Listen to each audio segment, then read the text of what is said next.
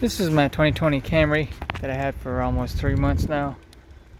I'd like to make a video stating the 5 things I like about the car and the 5 things I do not like about the car.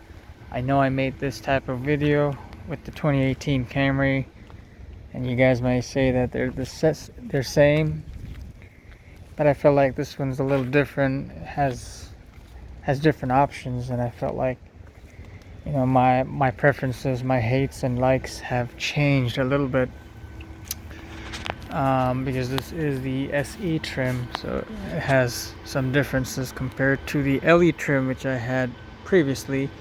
And also this has a premium package and a convenience package, which includes the smart key system, blind spot monitor, rear cross traffic alert, a couple of features like that, push button start, to make it a little easier. So let's get started. So right now I'm going to try to start with the 5 things that I do not like about the 2020 Toyota Camry. So 5 things I do not like. Let's get inside the car, because number 1 is to do with the rear seat room.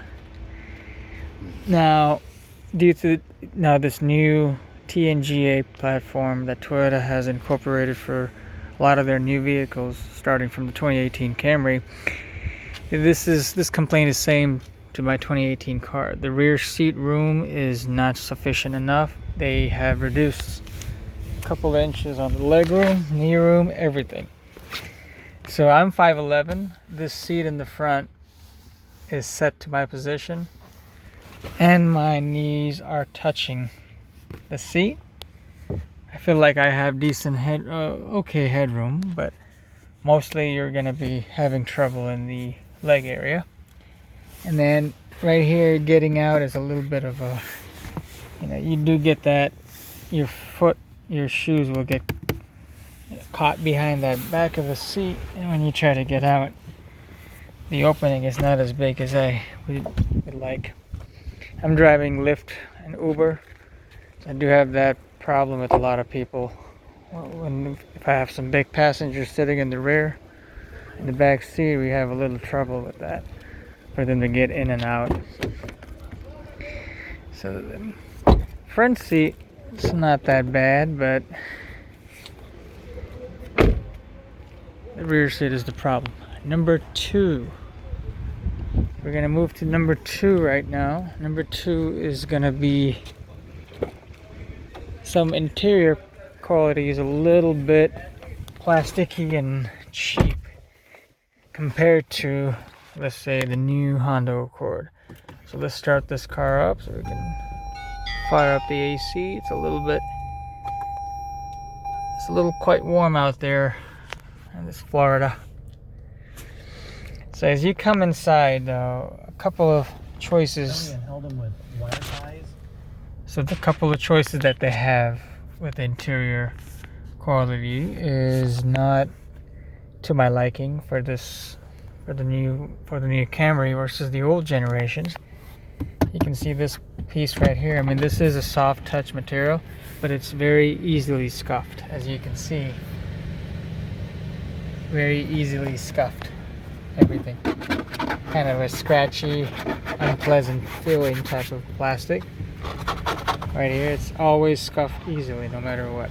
And when you get out of the car and go back in, the position is kind of odd, where you will always, track mud, and it'll be hard to get out of the car. And then when you get out there, you got a big lip right there. And then a lot of the pieces is just cheap.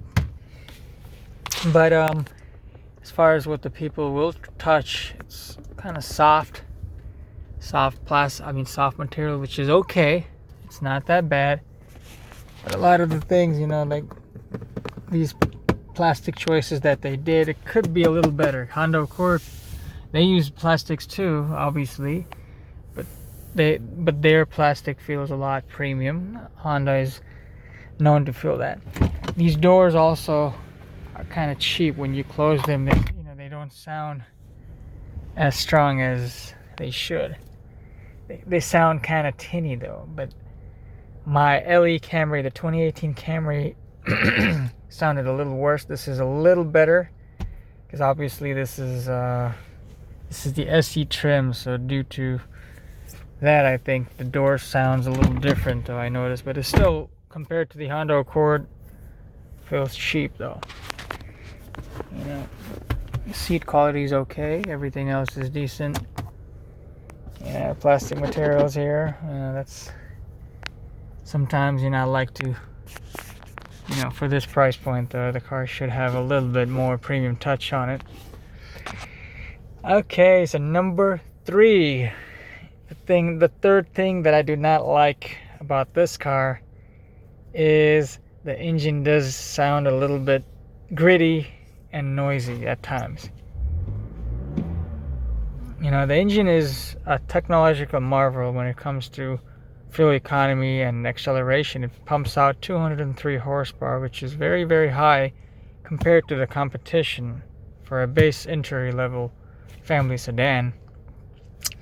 So this engine, it does have, very, very, high technological advancements, but it is very loud. It's very gritty. Sometimes, you're cruising and it goes to the 8th gear or the 7th or 8th gear, and then you can feel a little bit of a vibration in the car. And if you have something inside this, like I got sunglasses, and you'll feel that vibrate, kind of like a cheap feeling though. The engine vibrations will get into the car a little bit, and it's a little bit gritty sounding. Now I will say that the transmission and the engine both paired together, it performs a lot better than what the 2018 models are. I feel like they are, the transmission is reprogrammed in a way where there's not a lot of delay. There used to be a lot of delay. The transmission would like to hunt.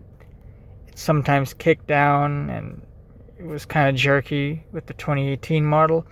They seem to fix that problem with the 2020, so I am happy with that. It still could be better, but it's still very, very fuel economy oriented transmission. It does like to go to the highest gear, but still, this is a lot better. That's why I'm a little happy with this. Before, when I made the video, one of the things that I didn't like was the transmission that I said. In this one, I'm perfectly satisfied with the transmission. Okay, number 4.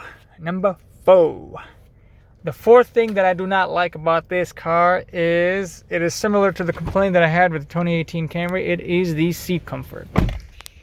I find the seats very firm. They don't have good support. Now I will say, because this is a different material compared to the LE, this is a Syntex leather material. It's a little bit more cushion there, so it's a little bit better, but still got a long way to go. When I'm sitting down properly right now, I don't have a good support for this side right there. It's kind of firm, and sometimes if you sit on it for a while, you do get a pain in your pad area, in your patty. It's a lot of pain in the patty. So this right here, as you can see, if I'm gonna push both of my fingers like that, and hard to hold the camera, but what I'm trying to do is I'll push down with my hand there, and I'll push it down here, and I can feel both of my hand. That's not that, they're kind of skimping out on foaming on the seats. This headrest right here is a little bit of a problem as well. It is very, very big, so it is a little bit of a visibility problem there, I feel like. In the back though, the visibility is okay, but because of this and that pillar in the back, a little bit too thick, but it's okay. Gets the job done. Last thing I don't like about the car is the car is a little bit, like, because of the styling inside the car, I don't have a lot of places to put stuff. Putting the phone, you got to fish it and play around with it, with this very limited spot. So the number 5th thing that I have is the ergonomics of the car. So right here, the way they did the design right here, yeah, it looks nice, but it's not a practical. It's a squeeze. Every time I got to put my hand in there, I got to move the gear, which means I got to start the car up, and I have a little compartment in there, which is okay, but reaching it, if you have a cup here, if you have a drink here, it's a headache to reach that. And then on top of that, number 5, I'm going to also include lack of USB ports. Just, you got the one right here, that's it. You got the one USB port here, and then you got your 112-volt outlet. So what I did was I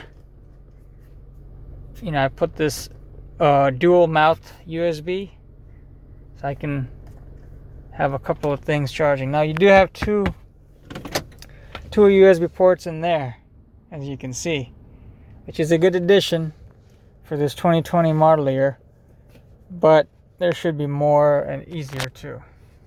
Should be a little bit more easier on that part.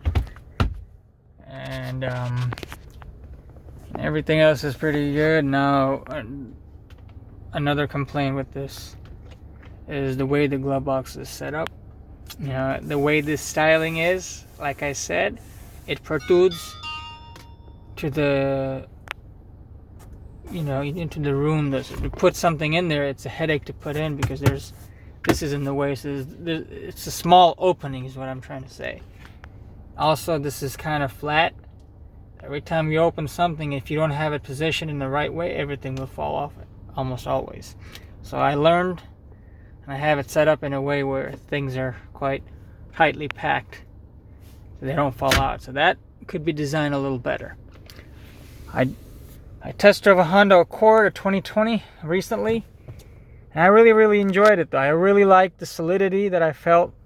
Handling was really good. Everything was good. The interior was perfect. You had a lot of room here. You had a room for the cup holders. They had a couple of USB ports. Pretty decent though. So this concludes the video. These are the 5 things that I have a little bit of an issue with on the Camry. Stay tuned for my other video, which is going to be 5 things that I do like about the car.